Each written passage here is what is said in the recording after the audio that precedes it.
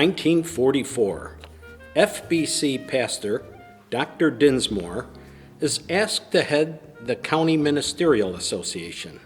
In February, he is elected vice president of Van Buren Council of Churches. First Baptist Church hosts the World Day of Prayer for South Haven. In national news, Michigan native and New York Governor Thomas E. Dewey is nominated by the Republican Party to run for President of the United States. In Washington, D.C., Congress approved the Servicemen's Readjustment Act, also known as the GI Bill of Rights. With headlines of war, county pastors in Van Buren exchange pulpits for the month of March. In April, Nazi prisoners are placed in a detention facility at the Hartford Fairgrounds. Surrounding farmers needing extra help from the prisoners are asked to sign up. The demand for workers exceeded the number of prisoners. In June, a memorial service for Corporal Charles William Handley, killed in action in Italy, is held at FBC. City churches are open for D-Day prayer for the success of Allied armies landing in Normandy.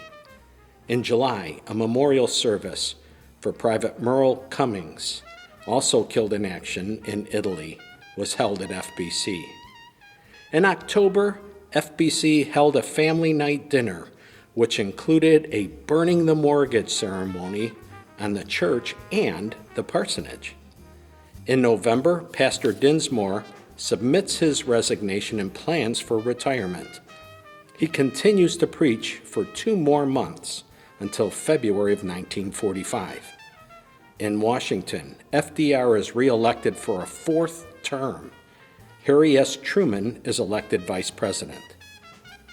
1945, FBC member Ira Mills calls a special meeting for all FBC members of a matter of importance.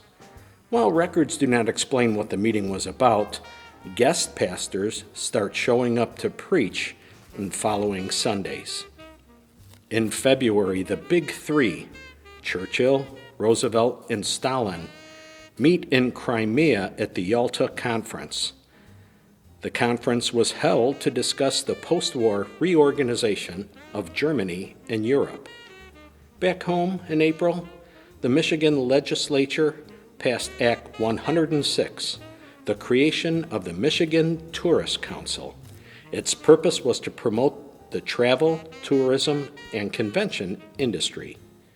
On April 12th, President Roosevelt, feeling ill and exhausted, dies of a cerebral hemorrhage at his retreat in Warm Springs, Georgia. Harry S. Truman becomes the 33rd President of the United States at 7:09 p.m. May 8th is VE Day, the day the German army surrendered, ending World War II in Europe. In June at FBC, Reverend Fayette Wing returns as a guest speaker. Immediately following the service, a business meeting is held, and shortly after, it is announced that Reverend Wing is the new FBC pastor. July 16th, at 5:29 a.m., the U.S. Army conducts the first atomic bomb test in New Mexico. In August, FBC hosted a guest evangelist who was blind. On August 6th, Hiroshima, Japan was destroyed with a U.S. atomic bomb. 3 days later, August 9th, the city of Nagasaki, Japan, was bombed with a second atomic bomb. On September 2nd, Japan surrenders, ending World War II. September 6th, FBC holds funeral services for a longtime member, James Mills, age 61. In November, Thanksgiving services are held in South Haven. In December, many residents join together to sing Christmas carols throughout the city on Sunday evenings. 1946. Starting off the new year, the newly formed United Nations General Assembly takes place in London. With the breakdown of relations between the Soviet Union and its satellites, and the United States and its allies on how to manage the occupied lands following the war, the period known as the Cold War begins. In March, Sir Winston Churchill gives a speech referred to as the Iron Curtain speech, warning of the Soviet Union's desire for expansion. With the formation of the United Nations, the League of Nations is disbanded, its initial purpose maintaining world peace.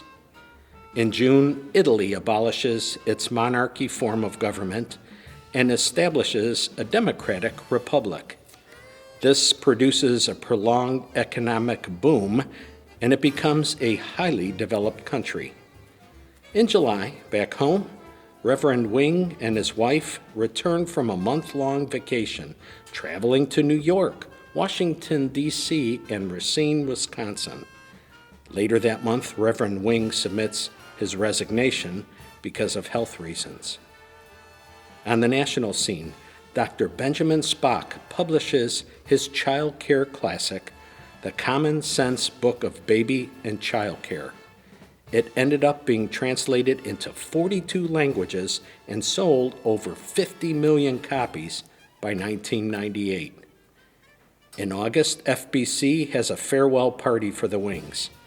Part of the program included a reading of FBC accomplishments. The quest for a new spiritual leader starts anew. On the Worldscope, the war crimes trials takes place in Nuremberg, Germany.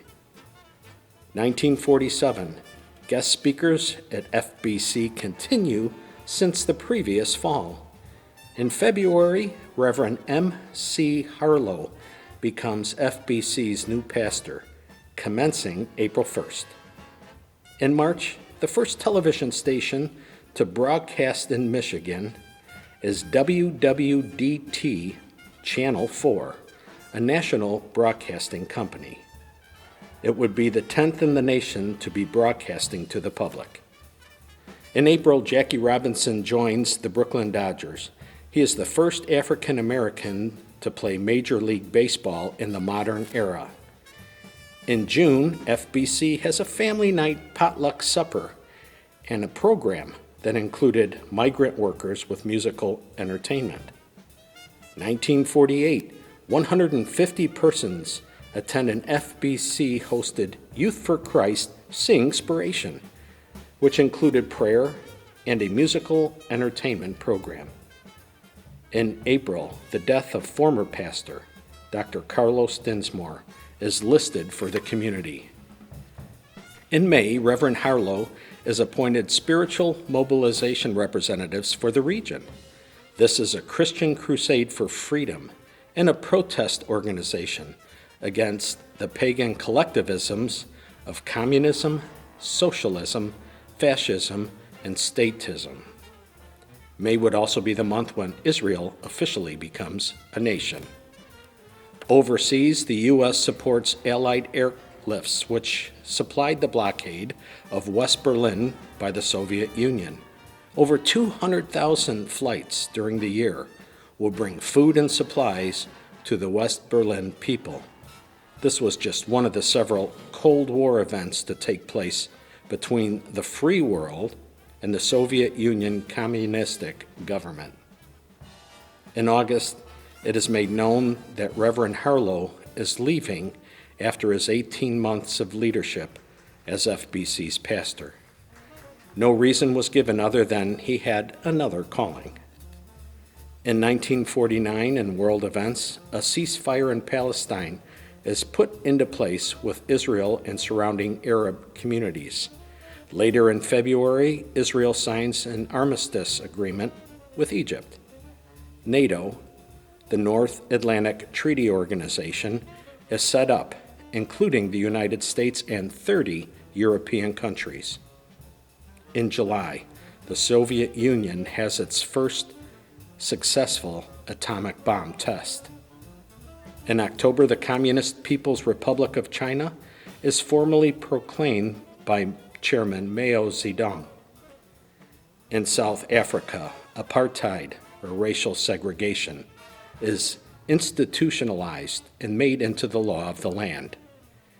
In November, Reverend Donald B. Lane accepted the call to be the new pastor for FBC. He comes down from Marquette. His official start date is December 1st. As people near and far pondered on the past decade and look hopefully to the next, one can only imagine what the future will bring. They moved forward, living out their faith in the face of a new enemy that they felt would force them to deny the God they worshiped: communism.